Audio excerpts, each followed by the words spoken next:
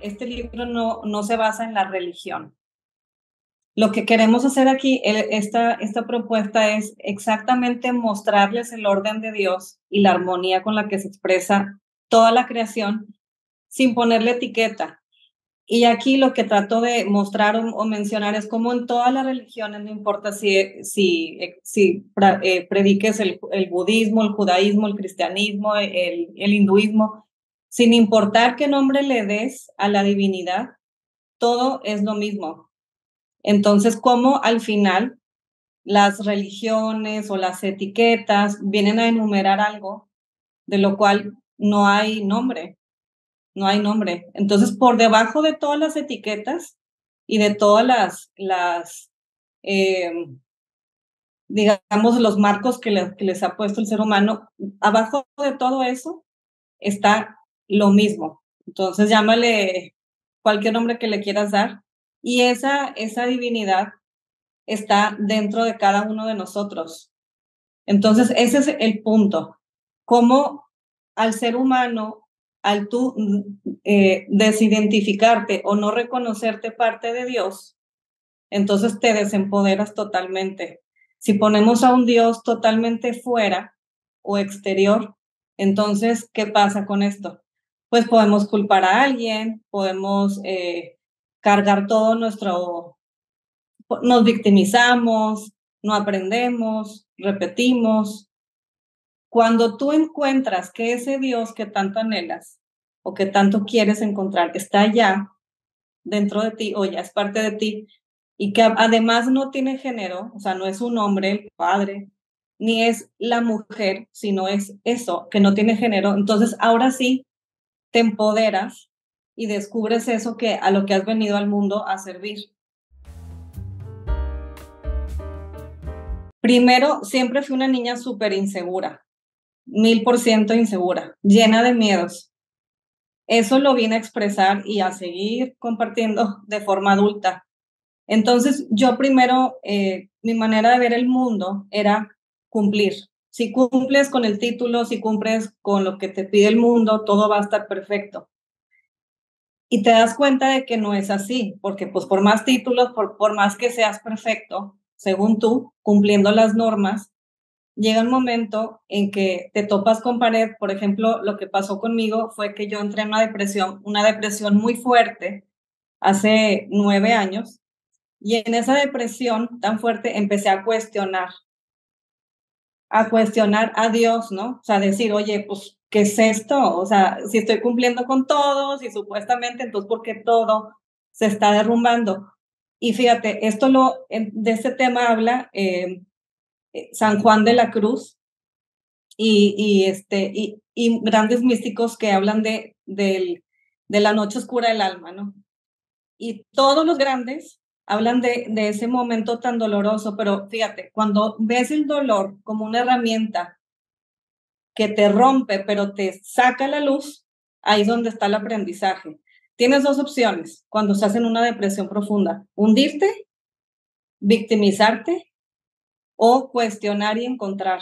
Entonces, en mi búsqueda de que estoy haciendo mal, fue cómo me puedo hacer sentir mejor yo. O sea, cómo puedo entender esto, cómo puedo estar mejor.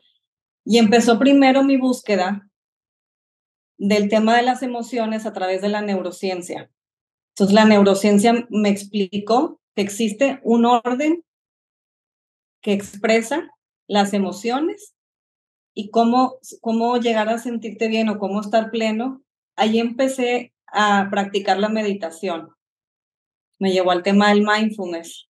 Que el mindfulness, o sea, la meditación es una herramienta del mindfulness, pero el mindfulness no es una religión ni nada. El mindfulness lo que es una filosofía de vida que te invita a dejar el juicio, a aceptar lo que es sin quererlo cambiar y a estar y aterrizar en el momento presente. Entonces, cuando empecé a practicar todo esto, temas de técnicas de respiración, meditación, y luego, como yo he sido siempre muy estudiosa por la parte mental, me fui también por el camino mental de entender, ok, entonces por la parte vivencial voy a experimentar esto, y por la parte mental, ¿cómo lo puedo ir entendiendo?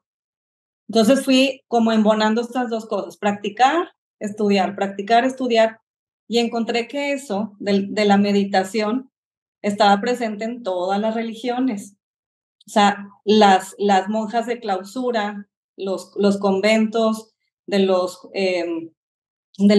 monjes también tibetanos, todos practicaban este tema de la meditación, de ir un poco, ir hacia ti, estar en silencio, la respiración. Entonces dije, oye, pero estamos hablando de lo mismo, pero con diferentes nombres. Y entonces de eso me vino el crear Meraki. Meraki es mi programa que hice de educación, que empezó como un proyecto educativo, y dije, ¿por qué fregados? ¿Por qué fregados no nos dicen esto? O sea, ya eres adulto, tienes según tú todo el conocimiento, pero no tienes las herramientas para vivir en un mundo que es bien complejo y bien ambiguo y cambiante.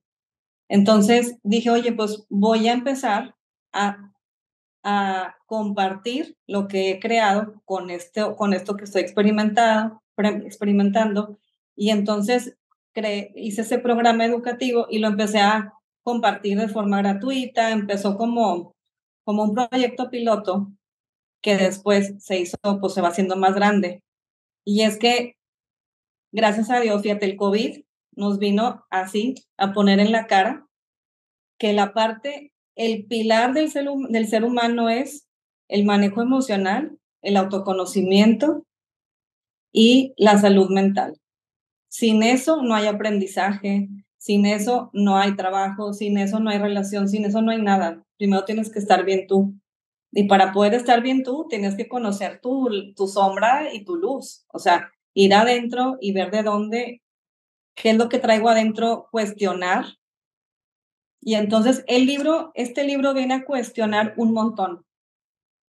¿Por qué? Porque aquí te muestro el orden de Dios a través de la física cuántica, a través de la neurociencia, para la gente que es que le gusta ir puntual a la ciencia, ¿no? O sea, ¿dónde está Dios a través de la ciencia? Ok.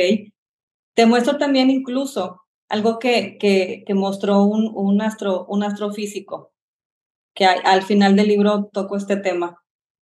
Y luego, ya el tema de la geometría, de la numerología y bueno, la idea es que no importa por qué lado le quieras buscar, como todo, desde el ángulo que lo quieras llevar, te va llevando a Dios.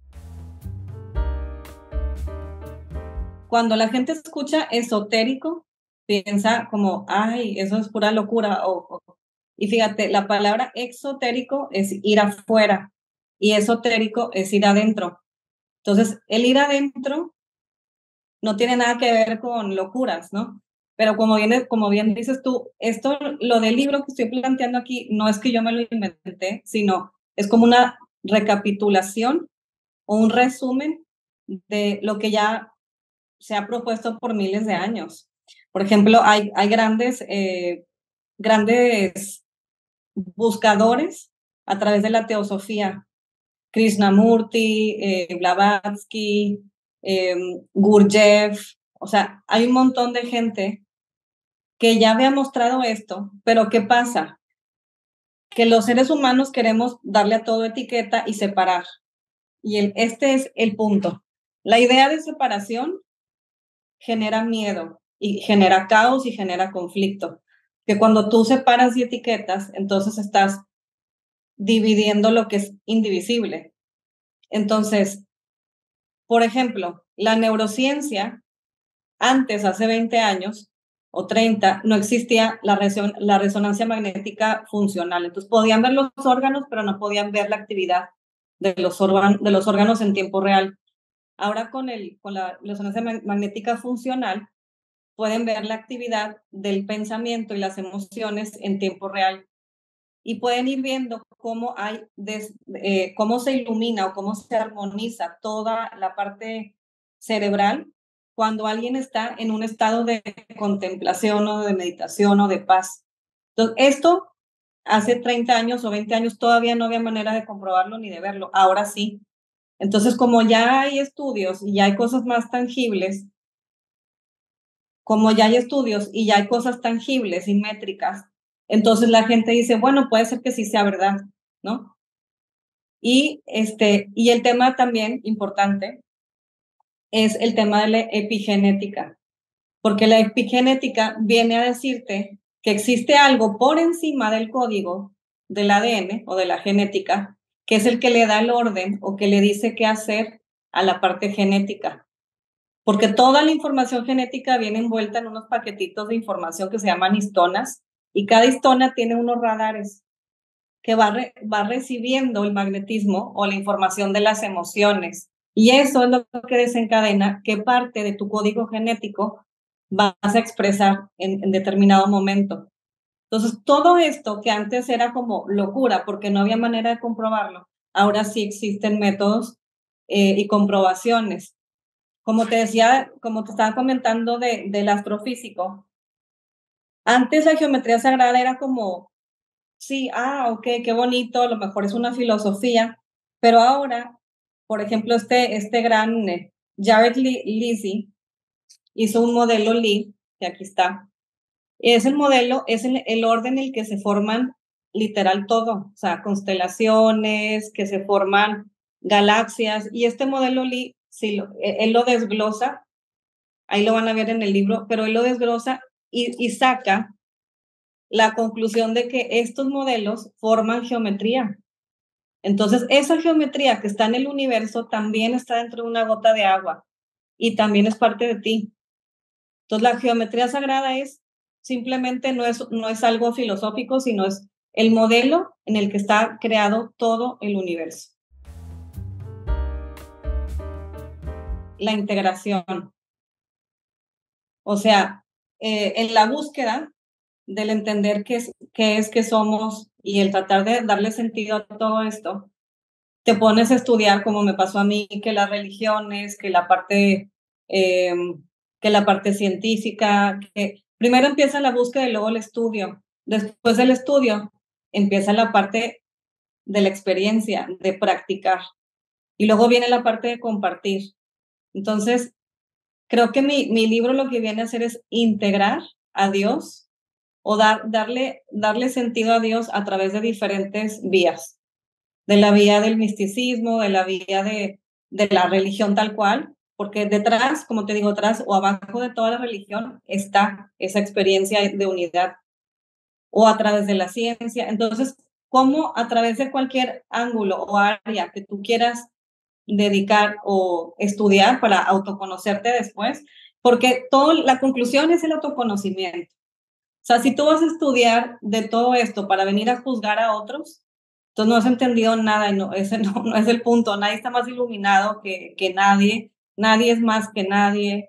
Todos estamos en donde tenemos que estar y todos estamos en el nivel que tenemos que estar, pero cuando empiezas a entender el código o entender la armonía en la que Dios expresa y que hay un orden amoroso detrás de todo lo que pasa, entonces empieza a caer el juicio porque dejas el miedo.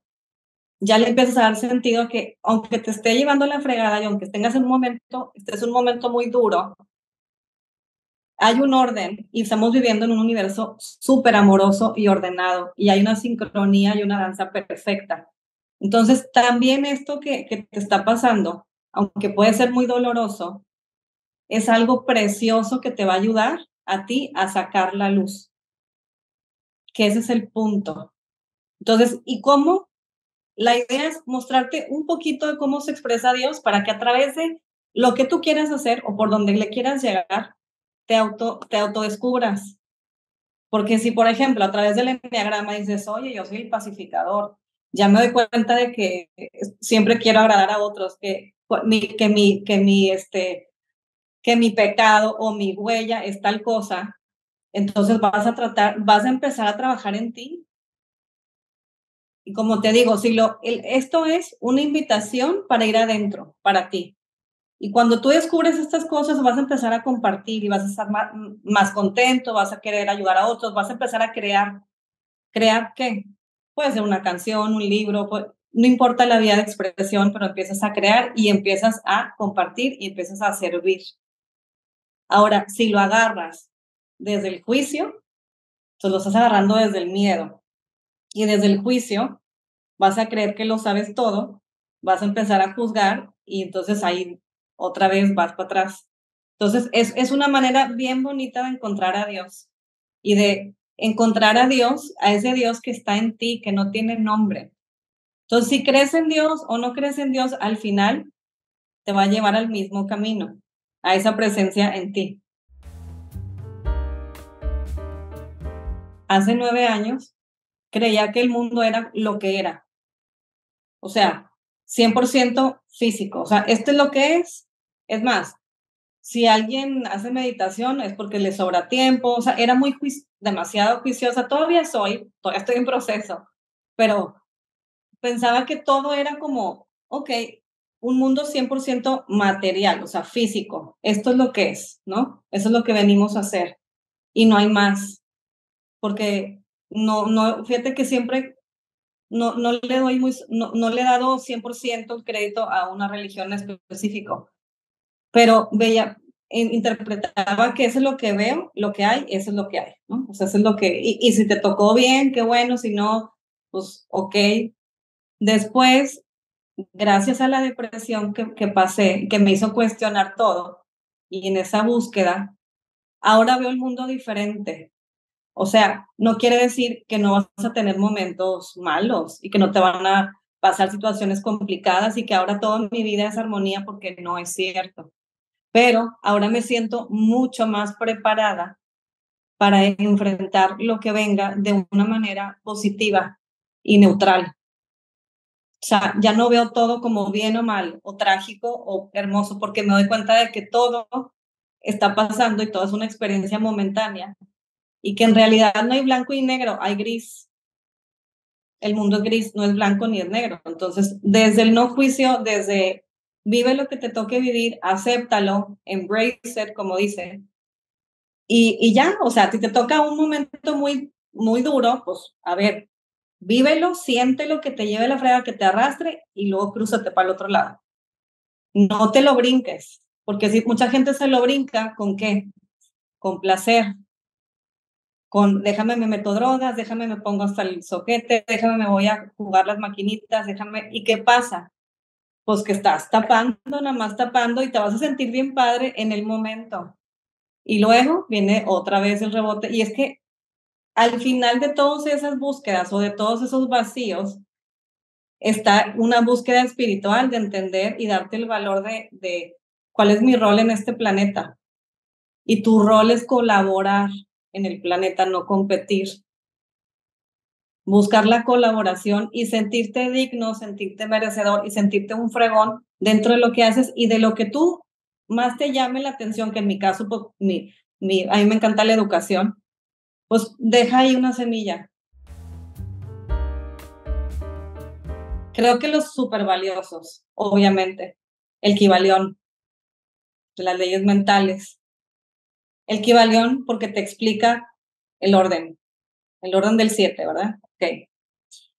Otro libro bien denso, pero vale la pena irlo desglosando así, como deshuesando, es la doctrina secreta de Blavatsky.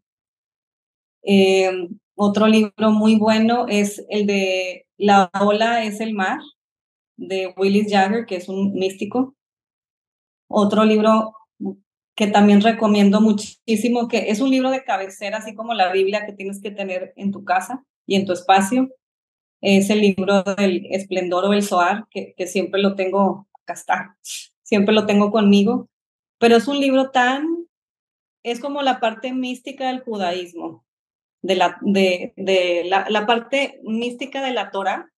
Entonces, el Zohar, ese es un libro poderosísimo, pero es tan denso porque es como la Biblia desglosada desde la parte mística, que imagínate que yo voy en el Bereshit, en el Génesis, o sea, en la primera parte, porque te va explicando o te va deshuesando la esencia de cada cosa, de cómo se expresa Dios a través de la creación. Y entonces, bueno, también vale la pena. Son libros que pues te vas a tardar toda la vida, pero que es sabiduría eterna. O sea, son manuales de vida. Y la Biblia, por ejemplo, la Biblia católica, no es un libro textual, es un manual de vida. Entonces, si lo agarras textual, te digo que ahí ya estás metiendo juicio, entonces pones a decir el reino de... No, entonces es agarrarlo y decir, ok, ¿qué quiere decir aquí? Desde la parte subconsciente, desde la parte vivencial, desde la esencia, ¿qué me quiere mostrar? Y fíjate, si lo empiezas a agarrar como manual de vida, por ejemplo, el Zohar o la Biblia o lo que tú quieras, te va a ir mostrando, aunque leas el mismo versículo en 5 días o en un año, te muestra algo más. Entonces son manuales de vida. Y por supuesto que también recomiendo demasiado Neale Donald Walsch, Conversaciones con Dios. Cambia la vida. Ese fue mi primer libro, el primer libro que me dejó demasiado cuestionamiento, que me abrió puertas mentales.